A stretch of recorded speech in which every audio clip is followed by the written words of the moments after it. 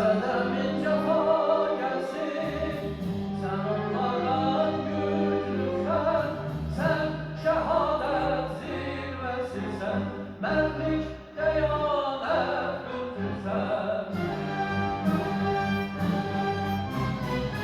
Benzerimsin bir daha, eller seninle gelsene, hak senin kanındadır, zan aciz olan güçlüsen sen.